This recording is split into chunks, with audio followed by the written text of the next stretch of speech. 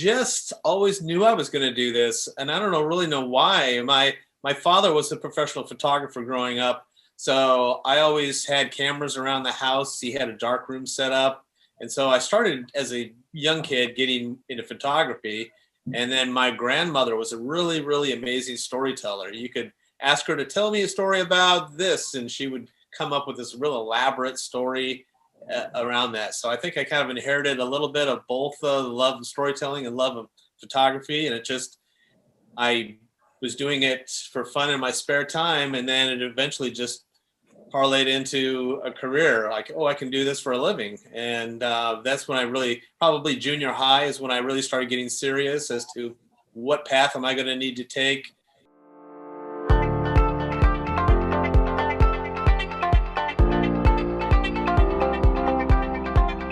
Started at San Diego State because at the time, back in 1985, it was one of the top 10 film schools in the country, believe it or not. That nobody was teaching film production. It was one of those things that you either had to go to, UCLA or NYU to have a film program.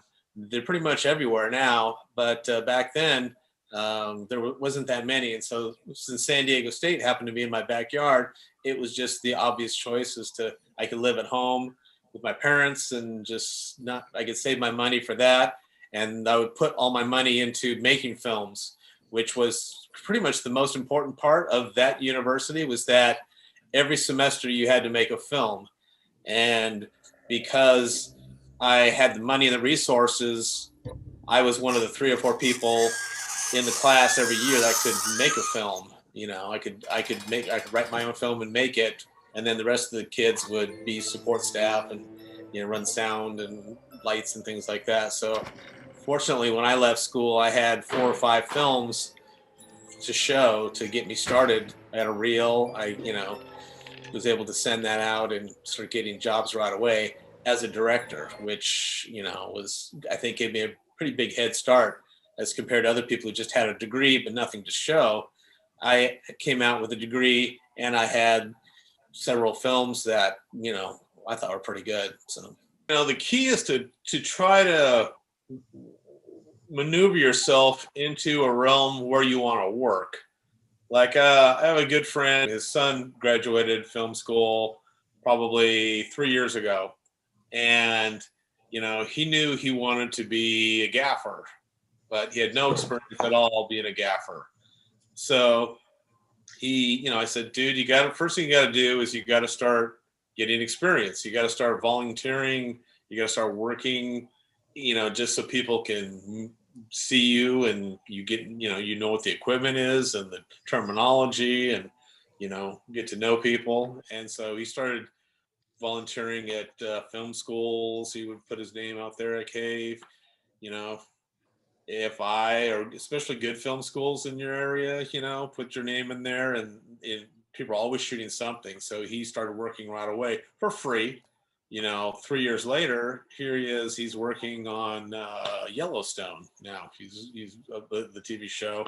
Flew him out to Montana just because he got to meet the right people who like, hey, you're a hard worker. Why don't you come work with me on this movie? And he was doing several movies, several TV shows, and so it didn't take him that long to network his way into it if you just keep doing it and keep pushing at it. Excitement, fear, elation, and a realization that it's really just not that terrifying to be up there. These days, there's so much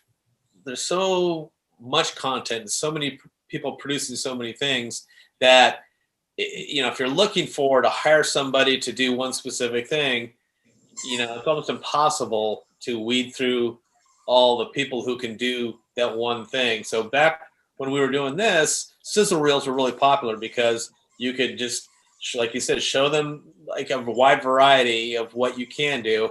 And then they might be able to see one thing that like, oh yeah, okay, that's similar. There's a good story where Tony Scott, who directed Top Gun, before he did Top Gun, he just did car commercials, and he did a car commercial for somebody that they